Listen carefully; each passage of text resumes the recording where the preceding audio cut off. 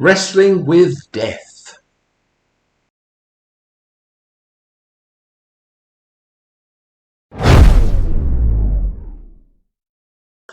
Not a cheery sounding topic, I know. Great way to attract views, right? But it gets worse, because today I'm going to do something different. I'm going to talk about a poem. One of my favourite poems. Death and poetry. Two great topics to discuss around the barbecue. That's right, I'm going to continue on my perverse quest to alienate as many of my viewers as possible. But I come back to the main reason for making these videos, and that is that I find it a really good medium for exploring my ideas and thoughts. It's merely incidental if anyone out there happens to find this interesting too. The poem I want to consider is by Dylan Thomas, a Welsh poet who lived from 1914 to 1953. This is a poet that Swifties will now have heard of, thanks to the title song of the Tortured Poets Department. Maybe some of them have even taken the time to look at some of his work. Wouldn't that be great? And wouldn't it be great if some of you did the same as a result of this video, or even maybe just thought of giving poetry a chance? I hope I don't put anyone off. Reading poetry can itself be quite a challenge, and poets themselves are often the worst at doing it. Now, I like very much the poetry of T.S. Eliot, but I once listened to a recording of him reading, I think it was The Wasteland, and the way he droned on almost put me off poetry for life. I assure you, I'll edit out my worst attempts here, so yes, what's left is my best effort. How embarrassing. The poem I want to consider is called Do Not Go Gentle Into That Good Night. Do not go gentle into that good night. It's not exactly an obscure poem, it's probably one of his best known, in fact. But perhaps these days that just means that 10 people have read it rather than just one person and a cat. I love this poem, so let's go through it verse by verse. There are 5 3-line verses and a closing verse of 4 lines. I'm not intending to give a thorough academic analysis of the poem, it's just about what this poem, or parts of it, mean to me. The first verse is the best known verse. I guess most people's attention span expires after this. This is how it reads. Do not go gentle into that good night. Old age should burn and rave at close of day. Rage, rage against the dying of the light. That good night, if it's not immediately obvious, refers to death. I love the idea of wrestling with death, the way Jacob wrestles with the angel in the book of Genesis. Don't just give up. Don't just surrender. Fight, rage, cling to every moment. But it's not just this. Old age itself shouldn't be a time when you just gradually vanish, fade into the background. It should be the time when you burn and rave. What better time, in fact? What do you have to lose at this point? Make a lot of noise. Don't become invisible. For this reason, I think that the good night here is not just about literal death, but the death that can happen to older people even before they physically die, being locked away in a home or even locking themselves away in their own home. Against this too, the poet urges you to burn and rage. Dylan Thomas himself didn't live to an old age. He died shortly after he turned 39. The poem itself was written in 1947, when he was only 33 years old. So this is the view of a younger man. The poem was in fact written in response to his father's very serious illness, not his death as I've read in some commentaries. His father actually died in 1952, so about 5 years after this poem was written and a year or so after it was actually first published. So it makes sense that this is almost a plea to his father not to give up. There's no documentary evidence that Thomas ever shared this poem with his father, but it is possible.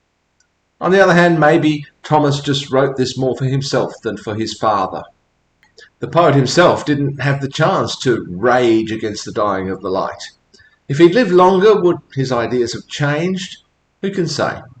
Growing old does strange things to people, and I'm not just talking about their bodies, but to their ideas as well. I'm always sad when I see people my own age, or even younger sometimes, who seem stuck in an earlier period of their own lives. I don't get it, really. I burn, rave, and rage against that. I want to keep growing, I want to keep learning, I want to enjoy and explore all the new things there are in the world, not just float around lazily in a sea of the old things. If you do that, maybe you died a long time ago. Let's just look quickly at how the following verses add to this idea. Thomas references a number of types of men and how they react in the face of death. First, there are the wise men. Though wise men at their end know dark is right, because their words had forked no lightning, they do not go gentle into that good night. They know that dying is the right thing, that it's natural, that it's inevitable, but they nevertheless don't go gently because that they fear that their words had forked no lightning. As wise men approach death, they fight it because they fear that their words, their life, haven't accomplished what they wanted to accomplish. I think maybe there's not just regret being expressed here, but also the sense that it's better to go while there's still a lot to do, rather than to finish everything and then linger on for years still. Keep doing it to your last breath. Good men, the last wave by, crying how bright their frail deeds might have danced in a green bay, rage, rage against the dying of the light. Good men, as death approaches, the last wave by, see how the things they do now, these frail deeds, may once have been great and beautiful in their younger lives, in a green bay. For this reason, that they've lost the power of youth, they also rage against the dying of the light. Wild men, who caught and sang the sun in flight, and learn, too late, they grieved it on its way, do not go gentle into that good night. Wild men, and I love this image, caught and sang the sun in flight. These were men who did seize the day. They seized every moment and carried out the most audacious deeds, catching and singing the sun.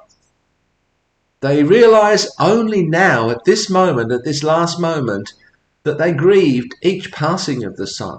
Every time the sun passed, it was one day less they had to live. This they realize now and do not go gentle. Grave men, near death, who see with blinding sight, blind eyes could blaze like meteors and be gay. Rage, rage against the dying of the light.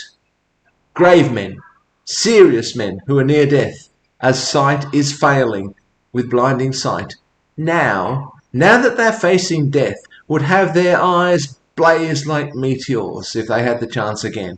They would be gay rather than grave, and they too would rage against the dying of the light. And finally, and you, my Father, there on the sad height, curse, bless me now with your fierce tears, I pray. Do not go gentle into that good night. Rage, rage against the dying of the light. This last verse is expressed passionately to his father, who is already somewhat removed from this mortal plane, somewhere on the sad height. He begs his father to curse him, or to bless him, it doesn't matter which, as long as they are fierce tears that bless and curse him. In a way, his tears are both things. They're both a blessing and a curse. A curse because they strike the fear of death into the heart of the son. A blessing because they remind the son to live the fullest life possible. In previous verses, the final line has alternated between two lines, but here, in this final verse, they're brought together. Do not go gentle into that good night. Rage, rage against the dying of the light. So this is a passionate, personal poem. When Thomas is confronted, perhaps for the first time in his life, with the reality of death, or the possibility of death. Death is both something natural, the wise man knows dark is right, but also something to be fought against, to be raged against.